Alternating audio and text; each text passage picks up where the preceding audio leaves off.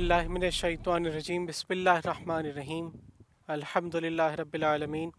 वस्सलातु वस्सलामु अला सय्यिदिनल मुमज्जद बशीरिनल मुसद्दद नज़ीरिनल मुअय्यद अल मुस्तफ़ल अमजद महमूदिल अहमद अबिल क़ासिम मुहम्मद अल्लाहुम्मा सल्लि अला मुहम्मदिन व आलि मुहम्मद व अला आलि बैतिहि तय्यबीन अत्ताहिरीन अल मासूमीन अल मज़लूमीन व लानतुद दाइमतु अला आदाइहिम व मुनकिरि फ़ज़ाइलिहिम अम्मा बाद फ़क़द क़ाल रसूलुल्लाह सल्लल्लाहु अलैहि वालैहि वसल्लम मन माता वलम यारिफ़ इमाम ज़मानिही माता मीततिन जाहिलिया। रसूल अकरम सल्लल्लाहु अलैहि वसल्लम का ये इरशाद पाक, जो शख्स अपने ज़माने के इमाम की मारिफत के बग़ैर मरा वो जाहिलियत की मौत मरा। हमारी गुफ्तगू मारिफत इमाम ज़माना अज्जलल्लाहु फ़रजहु शरीफ कौन है के उन्वान से जारी व सारी है। और आज गुफ्तगू इस मकाम पर होगी कि हम इमाम जाफ़र सादिक़ अलैहिस्सलातु वस्सलाम की ज़रिए से और इमाम की शख्सियत मुबारका के ज़रिए से आने वाली रिवायात और सीरत के ज़रिए से इमाम ज़माना अज्जलल्लाहु फ़रजहु शरीफ की मारिफत हासिल करें। सबसे पहले हम मुख्तसरन निगाह करते हैं इमाम जाफ़र सादिक़ अलैहिस्सलाम की हयात तय्यबा की तरफ। और इमाम जाफ़र सादिक़ अलैहिस्सलाम की हयात तय्यबा की तरफ जब हम निगाह करते हैं तो हमारे सामने ये बात आश्कार हो जाती है कि इमाम का ज़माना वो ज़माना है कि जिस ज़माने में एक हुकूमत जा रही है और दूसरी हुकूमत आ रही है, और जो जाती हुई हुकूमत है उसने अहले बैत पर जुल्म व सितम के हवाले से कोई गुंजाइश बाकी नहीं रखी, और जो आने वाली हुकूमत है कि जो आने के लिए सहारा ले रही है वो अहले बैत के नाम का सहारा है। और जो आने वाली हुकूमत, जो अफराद अहले बैत का नाम इस्तेमाल कर रहे हैं, उनकी नीयत, उनका मकसद कुछ और है। दरअसल वो अहले बैत के नाम के ज़रिए से अपनी हुकूमत को पायदारी अता करना चाहते हैं, अपनी हुकूमत की बुनियादों को मजबूत करना चाहते हैं। और उनका एक वजीफ़ा ये भी है कि हम नाम मोहम्मद इस्तेमाल करके जो अहले बैत की विला से सरशार लोग हैं उनके अक़ीदों को बिगाड़ सकें। इमाम जाफ़र सादिक़ का ज़माना है,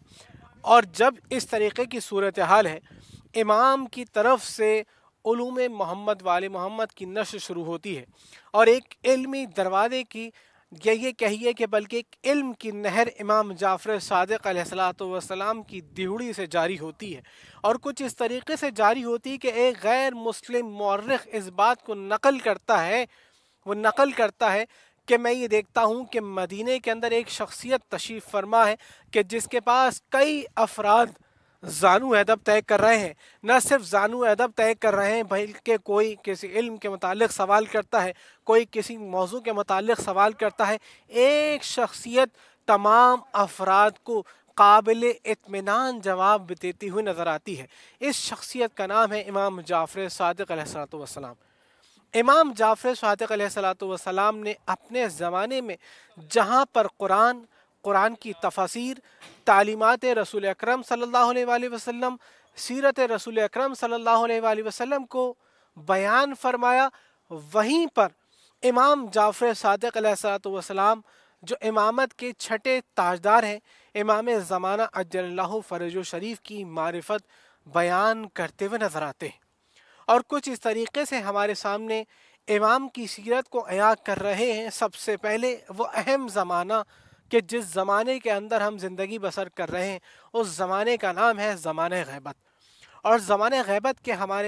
के दरमियान ज़माने ग़ैबत के हवाले से हमारे सामने इमाम जाफ़र सादिक़ अलैहिस्सलाम की से मनक़ूल एक रिवायत हमारे सामने आती है। वो रिवायत क्या है कि जिसमें इमाम जाफ़र सादिक़ अलैहिस्सलाम ये फरमाते हैं कि अगर कोई शख्स शब जुमा सूरह मुबारक बनी इसराइल की तिलावत करे तो अल्लाह उस शख्स को उस वक्त तक मौत न देगा कि जब तक वो इमाम ज़माना के ज़ुहूर के वक्त को दर्क ना कर ले। और फिर साथ ही साथ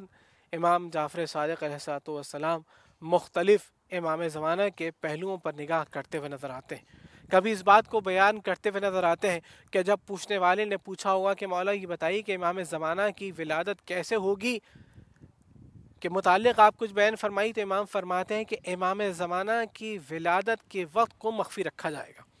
اور پھر اس مقام پر کہ جب ایک محفل کے اندر چھٹے امام اور ساتویں امام تشریف فرما ہے،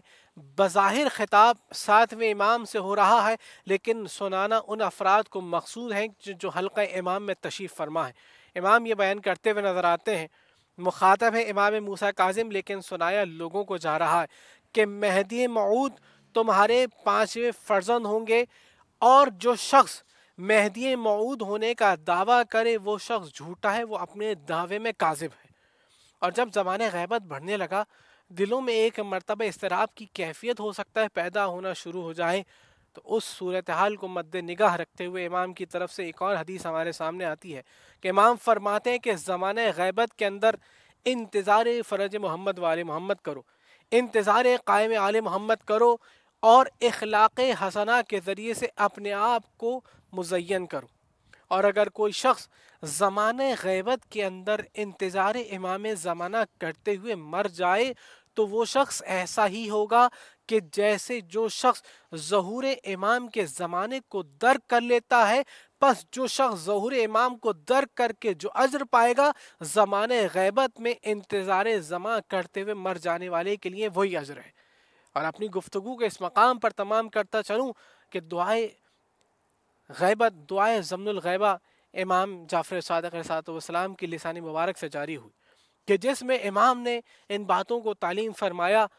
کہ اللہم عرفنی نفسک، خدایا تو مجھے میرے نفس کی معرفت عطا کر دے۔ یہ نفس کی معرفت، انسان سب سے پہلے اپنے نفس کو، اپنے باطن کو پہچانے کہ میں کس مقام پر کھڑا ہوں۔ جب انسان نے اپنے باطن کو پہچان لیا تو اب انسان کے لیے اپنی ذات کی تعمیر کرنا بہت ہی آسان ہو گیا۔ نہ صرف اس دعا کی عربی میں تلاوت کریں، نہ صرف بلکہ اردو میں بھی اس دعا کی تلاوت کریں، تاکہ ہمیں یہ معرفت حاصل ہو سکے کہ اس دعا کے ذریعے سے امام صادق علیہ السلام ہمیں کیا پیغام دے رہے ہیں۔ آخر میں دعا ہے کہ خداوند عالم ہمیں اپنے نفس کی معرفت اس دعائے ضمن الغیبہ کے ذریعے سے حاصل کرنے کی توفیق عنایت فرما۔ ربنا تقبل منا انک انت السمیع العلیم بجائے محمد و آل الطاہرین۔